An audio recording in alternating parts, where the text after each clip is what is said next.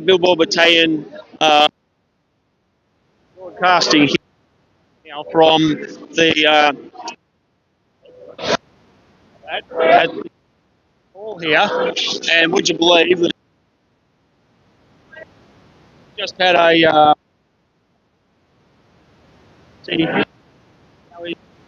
evacuate, so much going on. Got alarm.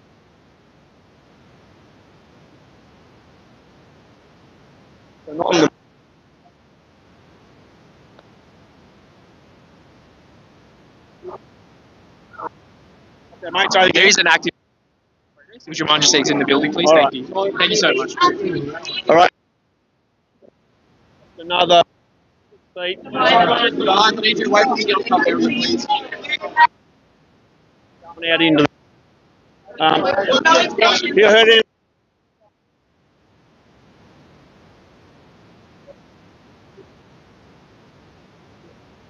Burning down out here, but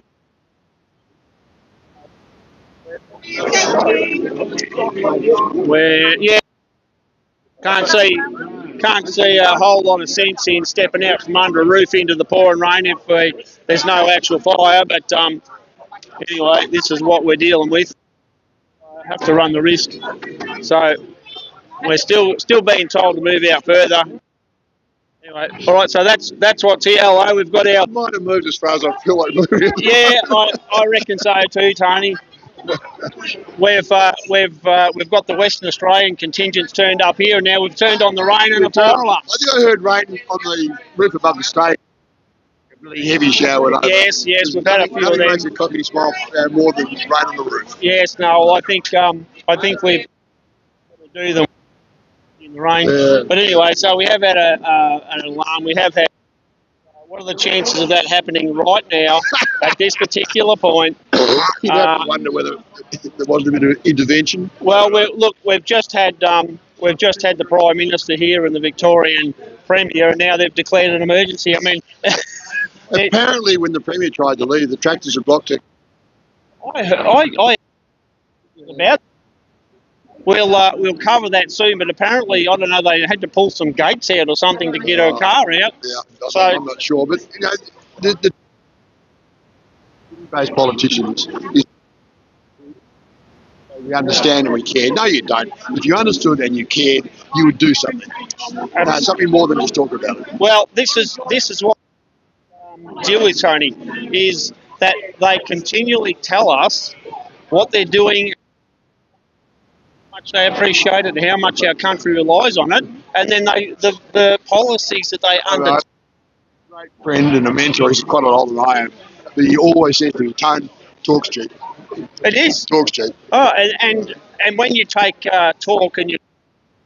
Yeah. And that's what their specialty is. So, you know, we're sick to death of hearing their garbage, and in the meantime, we're seeing more and more family farmers are destroyed on a daily basis. More and more land is taken over by multinational corporates. I think the issue here, if you take that in the sky, the 40,000-foot view, and you look down, we're in a dark place. The country's in a very dark place. Yeah. And if you think the $1 trillion worth of debt, the deficits as far as you can see, and it's gradually eroding our capacity to manufacture anything, there's a trend there. And trend is always important because it doesn't only tell you where you are, it tells you where you're going to be. And when you start looking at where we're going to be on the current trend line, and that trend continually, every time they do something, it wrecks more farming. It's interesting how a Whyalla can close overnight because it's a big option. The erosion, and it just over time, Whyalla was either going to be open or was going to be closed. And lead mining as well. It's, you know, some of these for our future because it's instantaneous. They just watch it. Unrelenting pressure. And it's an individual thing. So if we look at Western Australia in particular, only within the last year they've declared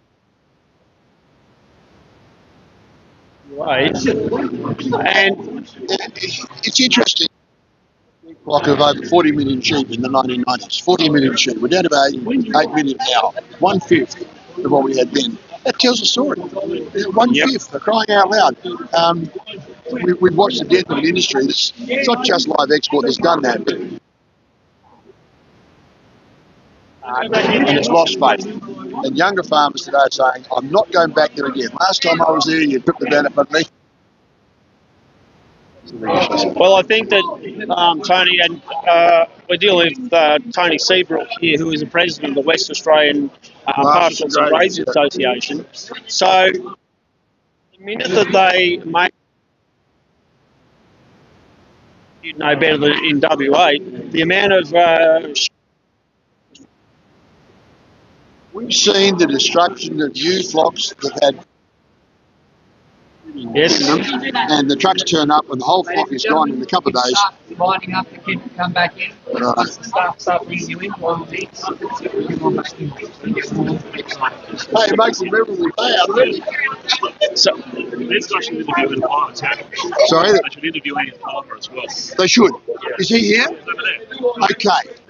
This is the great bloody white green. no. Professor Ian Clymer, he's been a fantastic advocate. So, yeah, I know. He's the grey-haired fellow over there. No, you should. Really great. Oh, yes. Okay, so, you know, I've seen him doing a lot of... He made an interesting comment. When a human being who's concerned breathe in air at CO2, Yep. and they breathe out 4%, so they want to make a contribution to saving the planet, drop dead. work. Logically, that would work, wouldn't it? It would work. So, yeah. And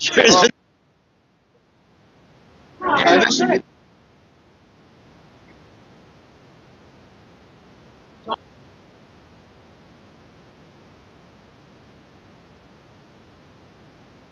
And I did stop. So, Ian, there you go, mate. Who are we talking? Yeah. So,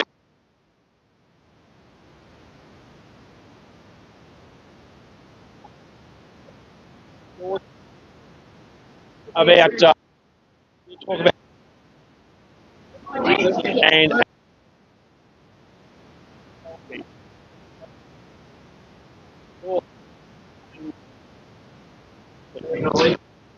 Scientists as asked, which is geology, and we see the in the past by carbon dioxide. No one has carbon dioxide.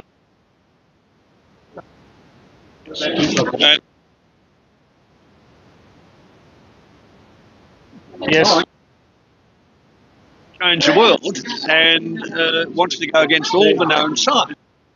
Arguments of that human emissions drive global warming. If you can, then show me that the natural emissions, which are 97% of the total, don't drive. We've had 6 major ice ages. Every one of them started when we had more carbon dioxide in the atmosphere. How come? How come that carbon dioxide can drive global warming?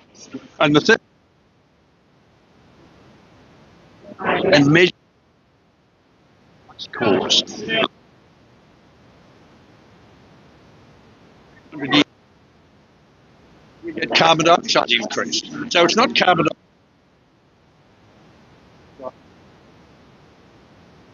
Fundamentals, we're not allowed to state them. We get pilloried.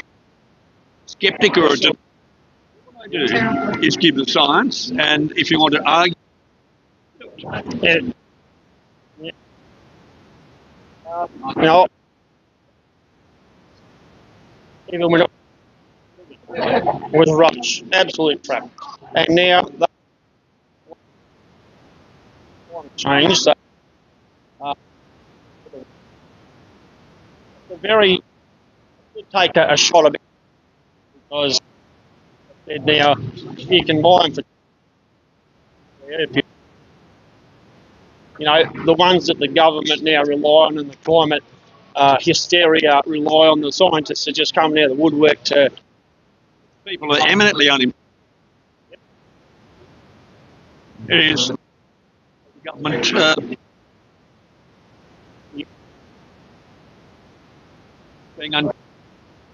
being uncertain, being scared.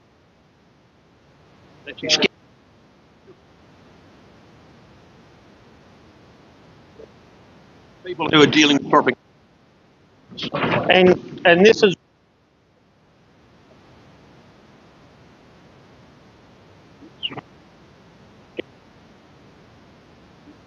based on this fraudulent science that has lives on our industries, our farming, our environment, the whole deal. Government information from a screen. They've never been out in the bush, and I've seen them on a bitumen road. When they get to the end of the bitumen road, big family discussion. The vehicle turns around, doesn't drive on the dirt road. These people haven't got a clue. In Sydney, if they go across wineries in Mudgee, they, on a quiet night in Mudgee, you're not out back. Well, and these people have where their food, fibre, mineral.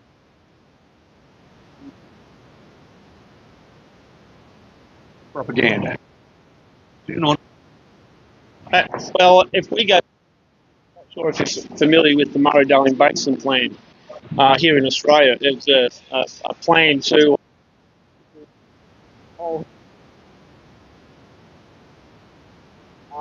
So, you know, I spoke to a farmer and a lobbyist in the sector. The position was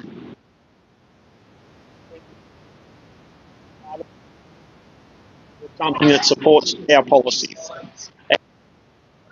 Yeah. Science works, and I go because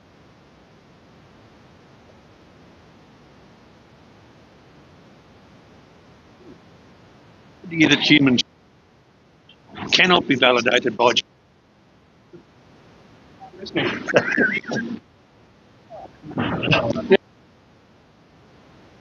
You're locked out here. So I'm very much appreciative of your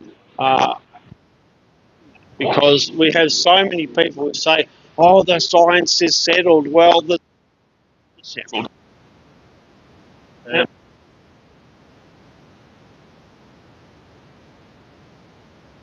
I'm not stupid either, and they told. That's what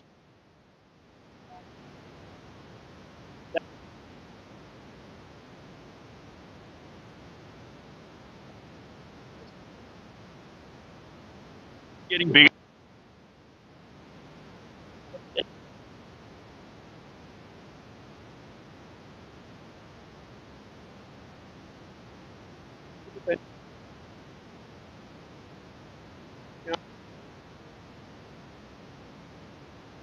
Most certainly, mate. So anything you ever want to, I'll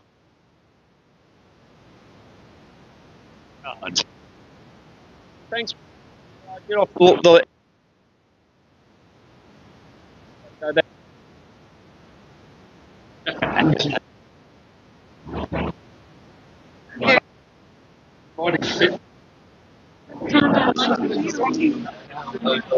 Go back in.